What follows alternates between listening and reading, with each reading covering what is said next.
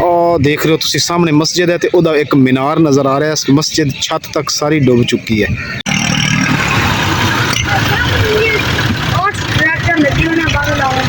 पानी नजर आ रहा है सारी मुर्गी बन पान लगे है नाले जिवें हुण नाल मिट्टी में जुड़ी पई है ना, इस तरह जी हुणे बन पा रहे इवें अगे अगे जा रहे नहर दे नाल नाल तोड़ इन्हां बन पाना। दीवार तुहानूं नज़र आ रही होनी, अद्धी दीवार पानी दे विच है जी। लोकां ਦੀਆਂ फसलां भी देख लो तुसी।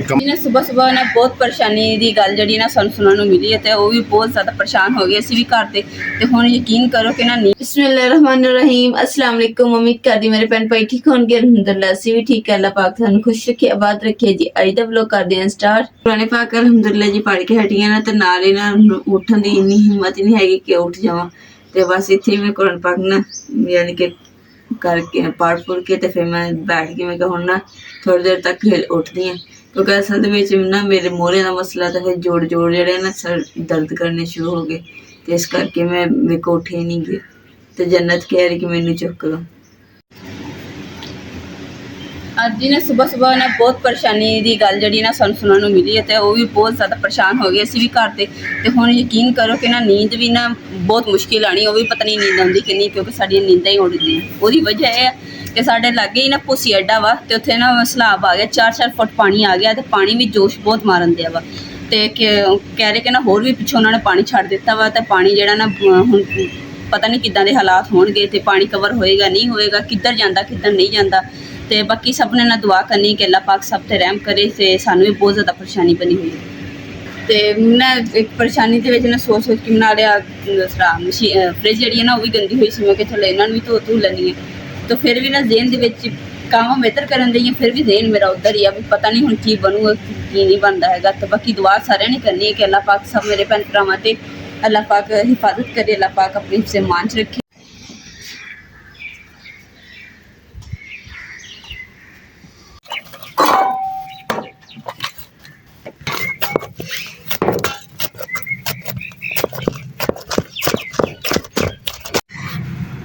अरे अरे तूने तो रोटी बनानी शुरू कर दी। केला खाना? मैं तो केला खाऊंगा चार्ली मामू की तरह। कल जिन ड्रामा देखा? कल जिन ड्रामा देखिया वा पर चेता नहीं। नस्तूर जादूगर, अमून जादूगर, सकूटा, चार्ली मामू केले बहुत खांदा सी।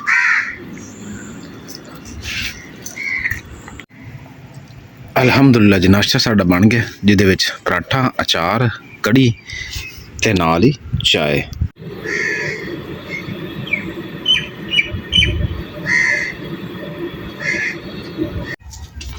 मुकद्दस इधर तो बदल भी बड़े सारे आ रहे आ देख काले, हवा भी चल पई है। इत्थे पानी छिड़क ला ना हैं ਉਹੀ ਹੁੰਦਾ ਵਾ ਤੇ ਕੂਲਰ ਜੇ ਆਪਾਂ ਅਗਲੇ ਦਿਨ ਧੋਤਾ ਦੇਖ ਕਿੰਨਾ ਥੱਲੇ ਮਿੱਟੀ ਮਿੱਟੀ ਹੋਇਆ ਪਿਆ ਜੀ। ਇਹ ਦੇਖੋ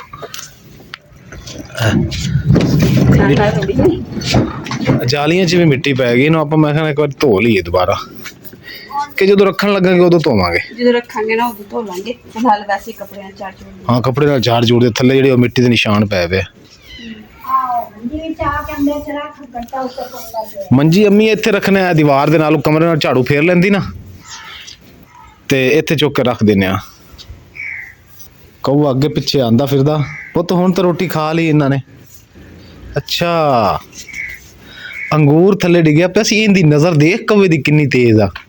ਉਹ ਉੱਥੇ ਬੈਠਾ ਸੀ ਪਹਿਲੇ, ਫਿਰ ਇੱਥੇ ਆ ਕੇ ਬੈਠਾ ਮੰਜੀ ਤੇ, ਫਿਰ ਉੱਥੇ ਗਿਆ, ਫਿਰ ਇੱਥੇ ਦੀਵਾਰ ਤੇ ਚਲਾ ਗਿਆ ਤੇ ਦੀਵਾਰ ਤੋਂ ਫਿਰ ਅੰਗੂਰ ਪਿਆ ਸੀ ਇਹ ਚੱਕਣਾ ਤਾਂ ਹੁਣ ਆ ਆਇਆ ਬੈਠਾ। ਪੁੱਤ ਰੋਟੀ ਰੋਟੀ ਤਾਂ ਅਸੀਂ ਸੁਬਾਹ ਖਾ ਕੇ ਪਾ ਦਿੱਤੀ ਸੀ ਤੇਰੇ ਨਾਲ ਦੇ ਯਾਰਾਂ ਬੇਲੀਆਂ ਨੂੰ। पंखा चला दे मुकद्दस पैप लंबा करके ना, बल्कि मां तेन पानी छिड़क देना, तू झाड़ू फेर ला है।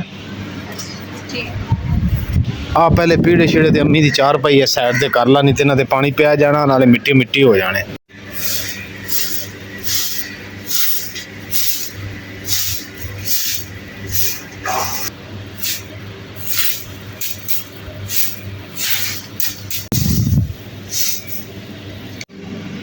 ਗੁੱਡ ਹੋ ਗਿਆ, ਮੁਕੱਦਸ ਨੇ ਘਰ ਜੀ ਨੀਟ ਕਲੀਨ ਕਰ ਦਿੱਤਾ। ਹਵਾ ਵੀ ਚੱਲ ਰਹੀ ਸੀ ਤੇ ਕਿੰਨੇ ਬੱਦਲ ਹੁਣ ਤੁਹਾਨੂੰ ਦਿਖਾਇਆ। ਧੁੱਪ ਦੇਖੋ ਹੁਣ ਕਿੰਨੀ ਤੇਜ਼ ਹੈ। ਥੋੜੀ ਦੇਰ ਬਾਅਦ ਵੇਖਿਆ ਜੀ ਫਿਰ ਬੱਦਲ ਹੋ ਜਾਣੇ, ਹਨੇਰਾ ਟਾਈਪ।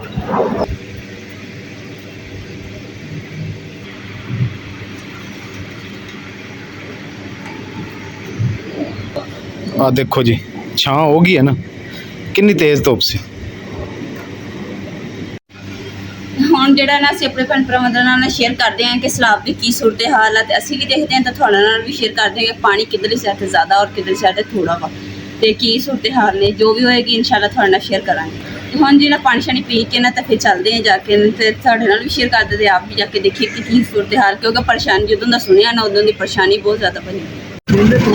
ਲੋ ਜੀ ਸਾਡੇ ਕੋਲ ਜਿਹੜੀ ਸਲਾਬ ਦੀ ਸੂਰਤ ਹਾਲ ਹੈ ਨਾ ਜੀ, ਉਹ ਆਹ ਵਾਲੀ ਹੈ।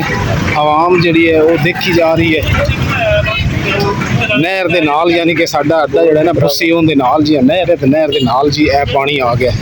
11 ਵਜੇ ਜੀ ਕਹਿੰਦੇ ਪਾਣੀ ਕਾਫੀ ਪਿੱਛੇ ਸੀ, ਤੇ ਇਸ ਟਾਈਮ 3:30 ਦਾ ਟਾਈਮ ਹੋ ਗਿਆ ਤੇ ਪਾਣੀ ਹੈ ਬਿਲਕੁਲ ਅੱਡੇ ਦੇ ਨਾਲ ਆ ਗਿਆ। ਇਧਰੋਂ ਵੀ ਪਾਣੀ ਹੈ ਤਾਂ ਇਹ ਪਰਲੀ ਸਾਈਡ ਤੇ ਵੀ ਪਾਣੀ ਹੈ, ਯਾਨੀ ਕਿ ਇਧਰੋਂ ਘੁੰਮ ਕੇ ਪਾਣੀ ਆ ਗਿਆ। ਨਹਿਰ ਖਾਲੀ ਪਈ ਹੈ।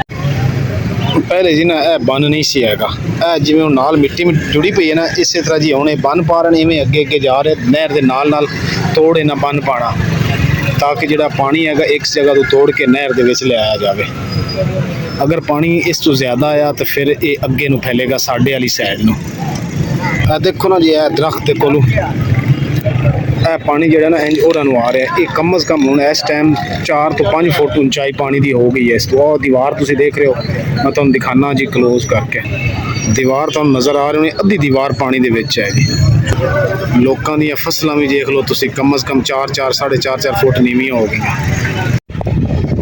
ਇਹ ਜੀ ਦੇਖੋ ਪਾਣੀ ਜਿਹੜਾ ਨਾ ਇੱਥੇ ਦਰਖਤ ਥੱਲਿਓਂ 5-5 6-6 ਫੁੱਟ ਇੱਥੇ, ਯਾਨੀ ਕਿ ਜ਼ਿਆਦਾ ਪਾਣੀ ਹੈ। ਤੇ ਜਿਵੇਂ ਜਿਵੇਂ ਅੱਗੇ ਫੈਲ ਰਿਹਾ ਉਦੋਂ ਉਵੇਂ ਉਵੇਂ ਇਹ ਪਾਣੀ ਜਿਹੜਾ ਹੈ ਨਾ ਉੱਚਾ ਹੁੰਦਾ ਜਾਏਗਾ। ਆ ਮੱਕੀ ਜਿਹੜੀ ਹੈ ਇਹ ਚਰੀ ਹੈ ਜਾਂ ਮੱਕੀ ਹੈ? ਚਰੀ ਹੈ। ਇਹ ਜੀ ਚਰੀ ਦਾ ਫਸਲ ਹੈਗੀ ਜੀ, ਇਹ ਤਕਰੀਬਨ ਅੱਧੀ ਤੋਂ ਜ਼ਿਆਦਾ ਥੱਲੇ ਚਲੀ ਗਈ ਹੈ।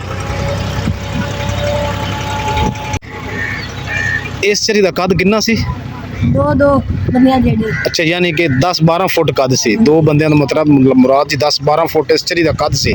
ਤੇ ਇਹ ਚਰੀ ਦੇਖ ਲਓ ਹੁਣ ਕਿੰਨੀ ਰਹਿ ਗਈ ਥੱਲੇ, ਉੱਤੇ 4 ਫੁੱਟ ਪਈ ਹੈ। 8-8 ਫੁੱਟ ਜਿਹੜਾ ਨਾ 7-8 ਫੁੱਟ ਪਾਣੀ ਇਤਨਾ ਆ ਗਿਆ ਜੀ ਇੱਥੇ। ਤੇ ਇਹ ਟਰੈਕਟਰ ਲੱਗੇ ਹੋਏ ਜੀ ਇੱਧਰ।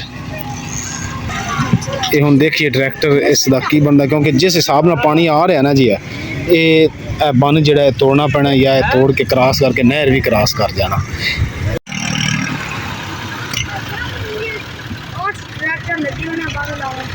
ਪਾਣੀ ਨਜ਼ਰ ਆ ਰਿਹਾ, ਇਹ ਸਾਰੀ ਮੁਰਗੀ ਸੀ। ਇਹ ਸਾਰੀ ਮੁੰਜੀ ਗੱਡੀ ਸੀ ਇੱਥੇ, ਤਾਨ ਦੀ ਫਸਲ ਸਾਰੀ ਖਰਾਬ ਹੋਈ ਪਈ ਹੈ।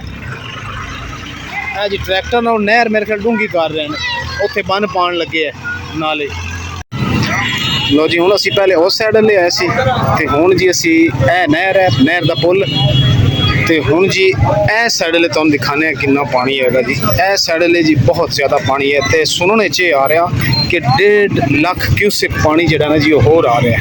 ਇਹ ਸਾਈਡ ਲਈ ਤਾਂ ਪਾਣੀ ਜੀ ਉਹਦੇ ਨਾਲੋਂ ਵੀ ਜ਼ਿਆਦਾ 8-8 9-9 ਫੁੱਟ ਵੀ ਹੈ ਪਾਣੀ ਮੇਰੇ ਖਿਆਲ। ਉਹ ਨਿੰਮ ਦਾ ਦਰਖਤ ਹੈ, ਦਰਖਤ ਕਿੰਨੇ ਵਿੱਚ ਜਿਹੜੇ ਸਾਰੇ ਪਾਣੀ ਦੇ ਚਲੇ ਗਏ। ਸਲਾਬ ਦੇਖਣ ਵਾਲੇ ਲੋਕ ਬਹੁਤ ਹੈ ਜੀ, ਬਹੁਤ ਰਸ਼ ਹੈਗਾ। ਤੇ ਘਰ ਦੇਖੋ ਕਿੰਨੇ ਡੁੱਬੇ ਹੋਏ ਜੀ। ਇਹ ਸਾਰੇ ਘਰ ਪਾਣੀ ਵਿੱਚ ਡੁੱਬ ਗਏ। ਇੱਧਰ ਵੀ ਉਹ ਮਸਜਿਦ ਦਾ ਸਿਰਫ ਇੱਕ ਮੀਨਾਰ ਨਜ਼ਰ ਆ ਰਿਹਾ।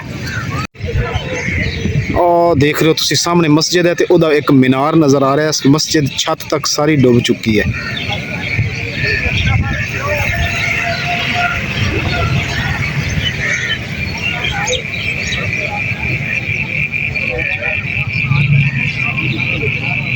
ਇਹ ਕਾਫੀ ਉੱਚਾ ਯਾਨੀ ਕਿ ਬੰਨ ਬਣਿਆ ਹੋਇਆ, ਤੇ ਅੱਧਾ ਬੰਨ ਥੱਲੇ ਚਲਾ ਗਿਆ।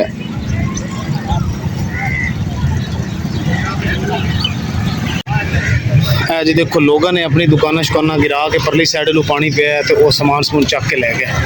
ਜਿਹੜੀ ਆ ਮੁੰਜੀ ਖੜੀ ਨਾ, ਇੰਨੀ ਨਹੀਂ ਉੱਥੇ ਮੁੰਜੀ ਆਈ ਸੀ ਉਹ ਨਹਿਰ ਦੇ ਨਾਲ ਜਿਹੜੀ ਵਿੱਚ ਸਲਾਬ ਦੇ ਆ ਗਈ। ਸਭ ਦੁਆ ਕਰੋ ਕਿ ਅੱਲਾਹ ਪਾਕ ਸਭ ਤੇ ਆਪਣੀ ਰਹਿਮਤ ਕਰੇ।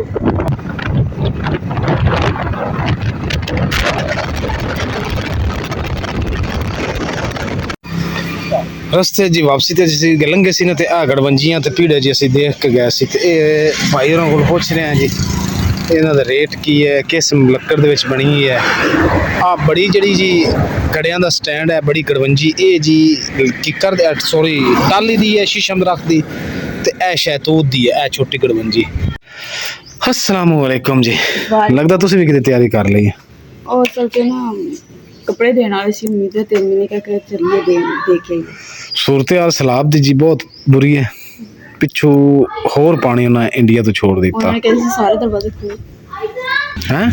मैं भी वीडियो देखी है ते वो कहंदे इंडिया वाले ने ना ਜਿਹੜੇ ਪਾਣੀ ਦੇ ਦਰਵਾਜ਼ੇ ਜੀ ਕਹਿੰਦੇ ਉਹ ਸਾਰੇ ਖੋਲ ਦਿੱਤੇ, ਪਾਣੀ ਸਾਰਾ ਉਹਨਾਂ ਦਾ ਜਿਹੜਾ ਵੱਡਾ ਡੈਮ ਹੈ ਨਾ ਕਹਿੰਦੇ ਉਹਦੇ ਦਰਵਾਜ਼ੇ 12 ਖੋਲ ਦਿੱਤੇ ਨੇ, ਲੇਕਿਨ ਇਸ ਚੀਜ਼ ਦਾ ਮੈਨੂੰ ਨਹੀਂ ਇਲਮ, ਸੁਣਿਆ ਮੈਂ ਵੀ, ਲੇਕਿਨ ਕਮ ਅਜ਼ ਕਮ ਨਹਿਰ ਦੇ ਆਪਣੀ ਸਾਈਡ ਲੈ ਨਾ ਕਮ ਅਜ਼ ਕਮ 8 ਤੋਂ 10 ਫੁੱਟ ਪਾਣੀ ਹੈਗਾ, ਇੱਕ ਸਾਈਡ ਲੈ 4 ਫੁੱਟ ਪਾਣੀ ਹੈ, ਆਪਣੇ ਨਾਲ ਵੀ ਉੱਚਾ ਉੱਚਾ, ਯਾਨੀ ਕਿ ਇਸ ਦਰਵਾਜ਼ੇ ਤੋਂ ਵੀ ਉੱਚਾ ਪਾਣੀ ਹੈਗਾ। ਜੇ ਪਿਛਲਾ ਪਾਣੀ ਰਲ ਗਿਆ ਅੱਜ ਰਾਤ ਵਿੱਚ ਤੇ ਫਿਰ ਇਹ ਸਲਾਬ ਅੱਗੇ ਹੋਰ ਵੱਧ ਆਣਾ। ਤੇ ਆਪਣੇ ਹੁਣ ਜੀ ਸਾਡੇ ਜੀ ਬਿਲਕੁਲ ਸਲਾਬ ਤਕਰੀਬਨ ਨੇੜੇ ਹੀ ਹੈ, ਹੁਣ ਦੂਰ ਕੋਈ ਨਹੀਂ ਇੰਨਾ। ਬੁੱਸੀ ਅੱਡਾ ਹੈ ਸਾਡੇ ਕੋਲ ਇੱਥੇ, ਉੱਥੇ ਤੱਕ ਪਹੁੰਚ ਗਿਆ ਜਿੱਥੇ ਤੁਹਾਨੂੰ ਹੁਣ ਮੈਂ ਦਿਖਾ ਕੇ ਲੈ ਆਇਆ। अम्मी कह रहे कि अगर इतना पानी आ गया तो फिर जे अपना बचाल आप बैठे हैं, इधर भी पानी तो इधर भी पानी, फिर आप जाना ਹੁਣ ਉਹੀ ਹੈ ਜੋ ਮਨਜ਼ੂਰ ਖੁਦਾ ਹੋਣਾ ਹੈ। ਬਸ ਦੁਆ ਕਰੋ ਪੂਰੀ उम्मत वास्ते, मुल्क पाकिस्तान वास्ते। कुंडी लाती दरवाजा में ते दुआ करो अल्लाह खैर करे, पानी जड़ा है ना सुक जावे, पिछला पानी उत्थे किते अगे पिछे हो जावे, जेडे लोग ने उन्हां दी भी अल्लाह हिफाजत करे। चलो जी हुण मैं ना इमरान दा सूट जड़ा इस्त्री कर लैनी है ते इस तरह जी अज दा व्लॉग दा इत्थे एंड कर दिओ। उम्मीद करदी मेरे भैन भाइयों नूं साडा अज दा व्लॉग पसंद आएगा तो साडे चैनल लाइक करो, शेयर करो, सब्सक्राइब करो और अपनी फैमिली को शेयर करो। अल्लाह पाक तुहानूं खुश रखे, आबाद रखे, अपना और अपनी फैमिली दा बहुत ज़्यादा ख्याल रखियो। अल्लाह हाफिज़, अल्लाह निगहबान।